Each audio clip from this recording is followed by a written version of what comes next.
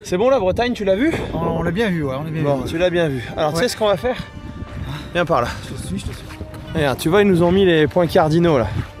Tu vois? Ouais. Et là, il y a le sud là. Ouais. Et si on regarde bien au loin là-bas, là, tu les vois? Tu vois pas les reliefs là-bas au loin? C'est les Pyrénées. Juste derrière là. Là-bas au fond, très loin. Oui, très loin, ouais. C'est les Pyrénées. Ok. Du coup, on y va. On va essayer de trouver une route sympa et cap sur les Pyrénées.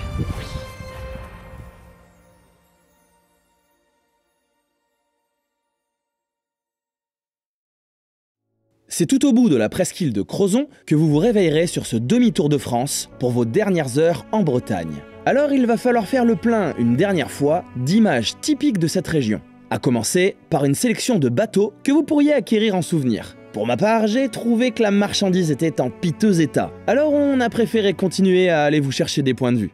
Pour ceux qui ne se sentent pas de tenter mon guide de road trip à moto en Irlande, qui propose beaucoup de décors dignes du bout du monde, eh bien voici ici, en Bretagne, une belle alternative.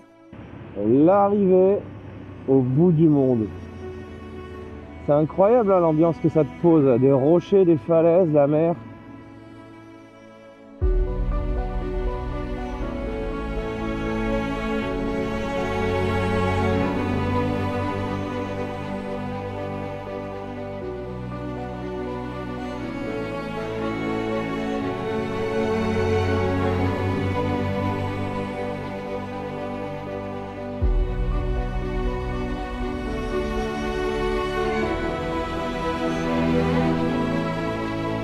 Sur la presqu'île de Crozon, les falaises racontent encore l'histoire de la défense du littoral breton. Ici, chaque pointe a servi de rempart pour protéger la rade de Brest. Entre les blocos allemands de la Seconde Guerre mondiale, les batteries côtières et les forts imaginés par Vauban, on traverse littéralement un champ de mémoire. Sur ce demi-tour de France en 12 jours, il n'est malheureusement pas possible de les explorer, ni d'y passer trop de temps. Mais ce sera fait sur un prochain guide 100% breton.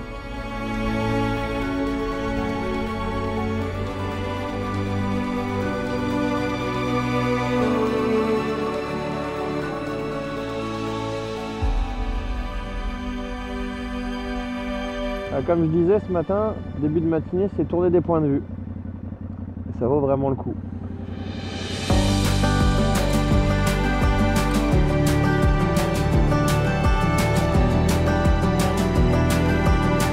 Alors si on a le soleil dans la figure de bon matin, c'est qu'on est plein est. Et si on est plein est, c'est que la côte bretonne, c'est terminé. Voilà, c'est les derniers aperçus. Maintenant, on va aller voir une dernière petite bretonne dont tout le monde ne fait que parler, qui semble être un emblème de la Bretagne. J'ai hâte de voir à quoi ça ressemble, parce qu'on me l'a tellement mis là que j'ai des attentes. Pour quitter Crozon, il faut reprendre le pont de Térénèse. Et pour ce guide, avant de quitter la Bretagne pour de bon, je voulais vous emmener dans un lieu immanquable ici. Vous traverserez d'abord la forêt du Cranou. Bon, ça n'est pas elle qui vous laissera un souvenir impérissable. Et puis, les paysages vont changer et vous prendrez un peu de hauteur.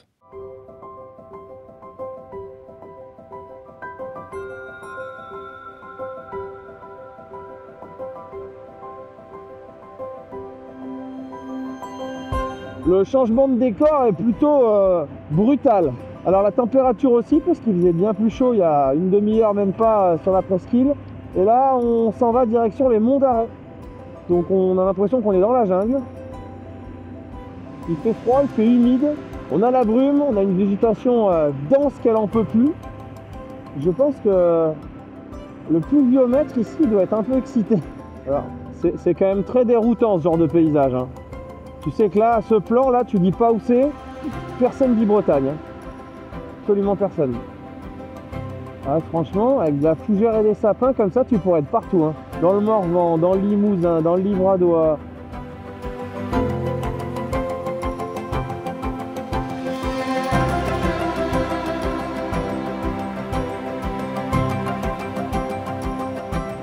Regardez-moi cette montagne là-bas là. Il s'agit du mont Saint-Michel de Brasparts. À 381 mètres d'altitude, c'est le sommet des monts d'Arrée. Là-haut, la petite chapelle dédiée à Saint-Michel veille sur la lande comme un phare posé sur la roche mais entouré de terre. Ce lieu est bien plus qu'un belvédère. Il s'agit d'un haut lieu chargé d'histoires et de légendes. Un ancien sanctuaire celte voué au culte du soleil avant que le christianisme ne prenne le relais.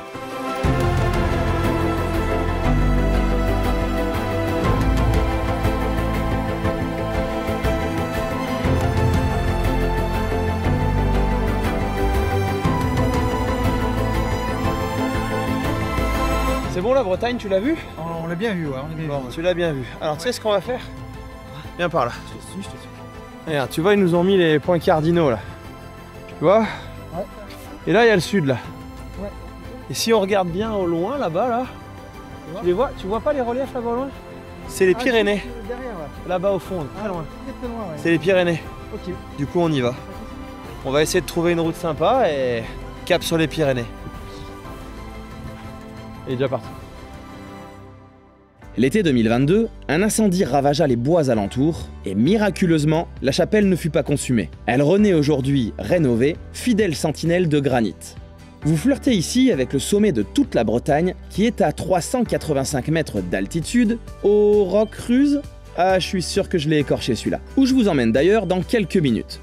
C'est un roc qui culmine à 384 mètres d'altitude. Ça veut dire qu'ici, c'est pratiquement le plus haut. Vous pénétrerez donc dans les monts d'Arrée. Je pense que ce qui les rend si célèbres, au-delà de leur altitude pour la région, c'est leur typicité de paysage. Landes, bruyères, tourbières, mais aussi petits bosquets de résineux, c'est assez déroutant quand on vient de faire le tour du Finistère. Regardez-moi ça.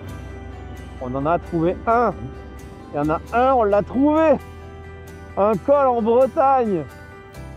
Ah non, je t'ai pas arnaqué, hein. Je t'ai trouvé un col en Bretagne. On va quand même pas partir comme des voleurs de cette Bretagne.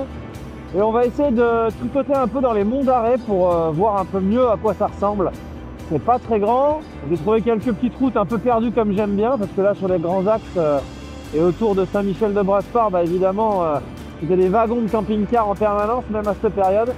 Donc on va essayer de se mettre un peu plus dans la nature sauvage pour avoir un dernier aperçu. Et ensuite, ce sera la grande liaison.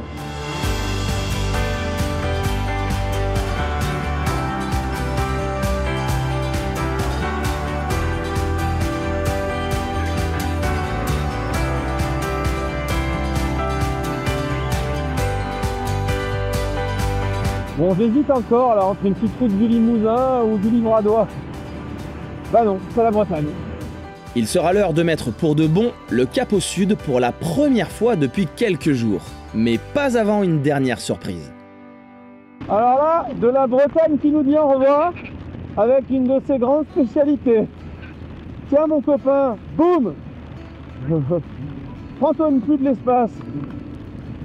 Elle est arrivée, mais alors comme un cheveu sous la soupe. Hein. Ah ouais, c'est pas hyper gentil ça, Madame Bretagne. Ça aurait pu attendre 5 minutes quand même. On prend pas tout là. Elles viennent d'où les gouttes? Elles sont énormes. Et il y a du ciel bleu devant. C'est quoi? C'est un effet spécial Ah voilà. Allez, avant de quitter la Bretagne, on voulait essayer de s'envoyer une dernière petite crêpe, mais c'est dimanche, du coup tout est complet.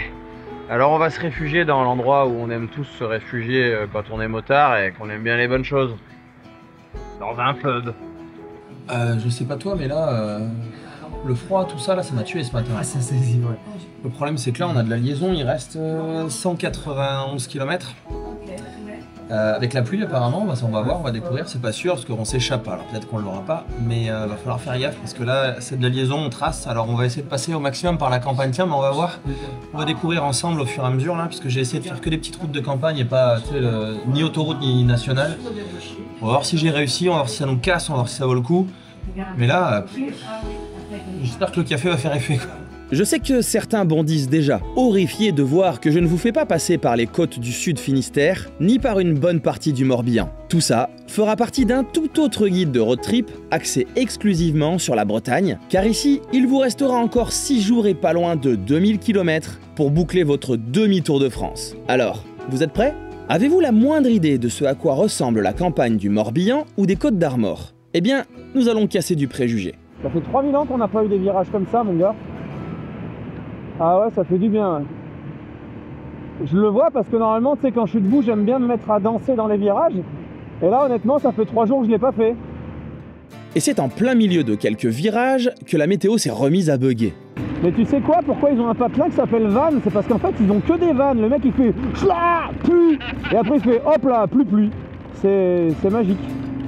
C'est voilà, c'est on-off. Du coup, pour remercier le soleil d'être revenu, je n'ai pas pu résister à une petite danse.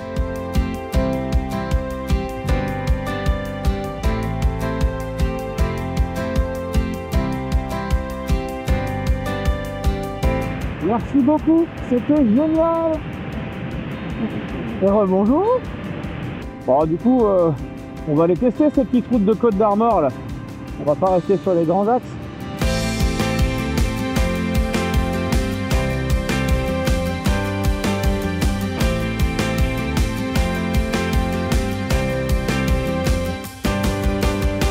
C'était pas spécialement prévu, mais même si j'avais fait des repérages, mais cette route est géniale. Depuis tout à l'heure, il n'y a que des virages. C'est super beau cette petite campagne là, c'est un plaisir à traverser. Je ne m'attendais pas à ça.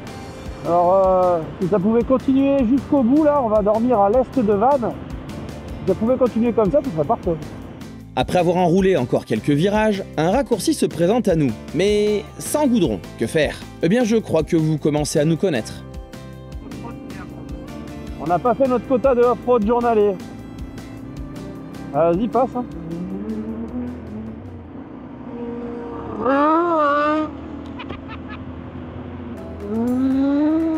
Hop. Bon, je savais que tu allais faire ça. Je me suis dit, je vais me prendre un caillou dans les yeux. Bon, donc selon Google Maps, ceci est une route. On va pas la garder, on est d'accord? Oui, on peut, mais je suis pas sûr. Je suis pas sûr que tout le monde soit chaud. Donc on va trouver une route. J'en ai marre de lui. J'en peux plus. En fait, on pouvait aussi aller au rond-point à 1 km au prochain village. Mais je crois que le mouton avait envie d'aller dans les graviers.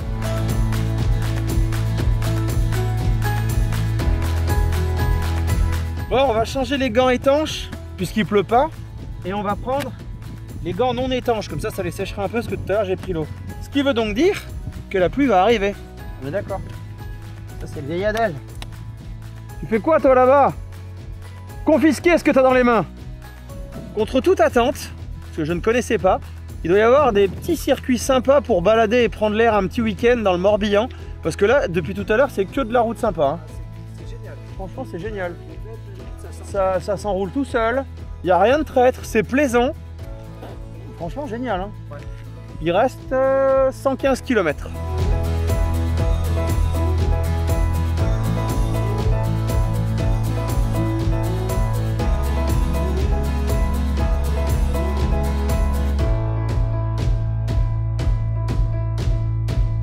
J'ai absolument aucune idée d'où on est.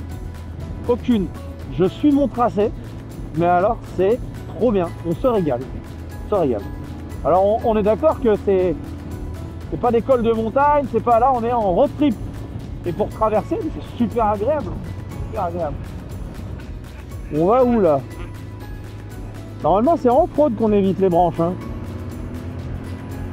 C'est parce qu'on est sous les arbres, c'est pas la pluie. Je viens de changer de gants quand même, c'est pas aussi. Ça peut pas être aussi immédiat que ça, cette théorie de la poisse là. Alors je te préviens, au troisième dinosaure, tu tourneras à droite. Voilà. Non, au troisième. Je sais pas si cette route va quelque part. Bah si, elle va quelque part de toute façon. Le Morbihan est donc peut-être sponsor officiel du prochain Jurassic Park. Je sais pas ce que c'est cette route de dingue. Si, il y a quand même des champs à côté. Bon, on n'est pas encore perdu. Bon, je pense qu'il y en a qui vont se dire, mais dis donc, ça passe qu'en trail. Bah, je suis bien content que tu sois là, Tony, avec ta sportive des années 90, là. Pour montrer que, non, avec une merguez qui a peut-être plus de suspension et qui est bizarrement équipée, bah, ça passe très bien.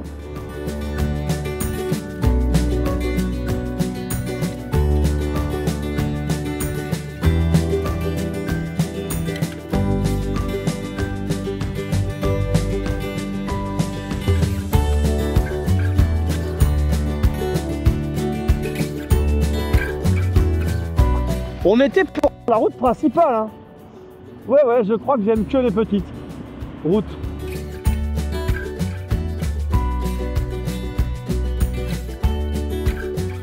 Je sais que je m'étais vraiment cassé la tête pour ici, pour trouver des trucs hors des grosses nationales, mais il y a des petites pépites cachées là-dedans. Hein.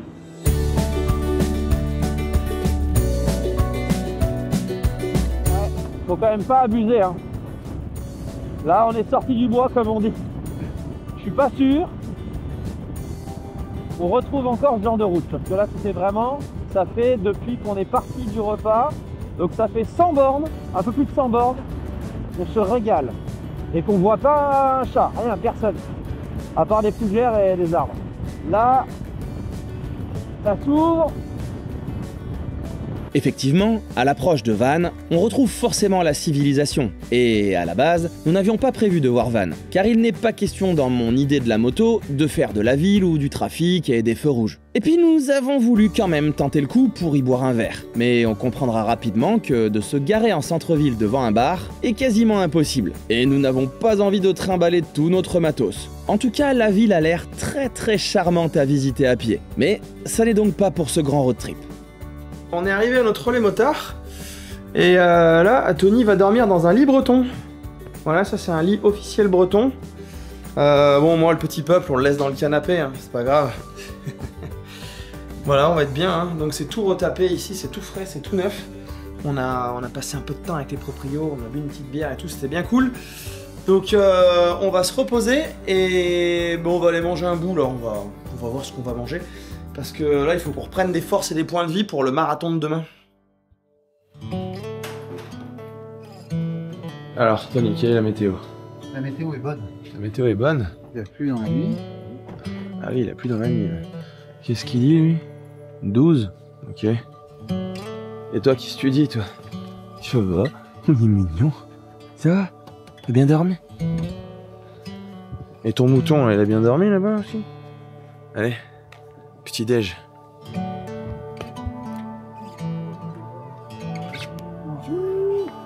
Ce sera un excellent petit-déj avec du local et du fait maison comme on aime.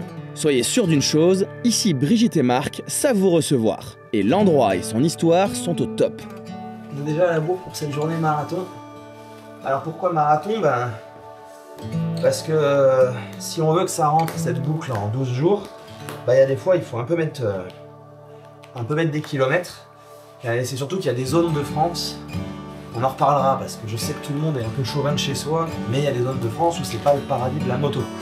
Faut mettre les référentiels à leur niveau. Et là par exemple il y a des endroits où oui il y a peut-être des trucs à voir, mais quand tu fais un road trip à moto, et que t'es pas juste en train de te déplacer avec une moto pour faire tes vacances, mais que tu veux vraiment bouffer toi-même à moto, il y a moins d'intérêt. Donc là on va rejoindre la prochaine vraie zone où il y a beaucoup d'intérêt, mais pour ça, va falloir tracer. Allons voir à quoi ressemble cette journée infernale. Premier objectif, rejoindre le pont de Saint-Nazaire en coupant à travers les champs.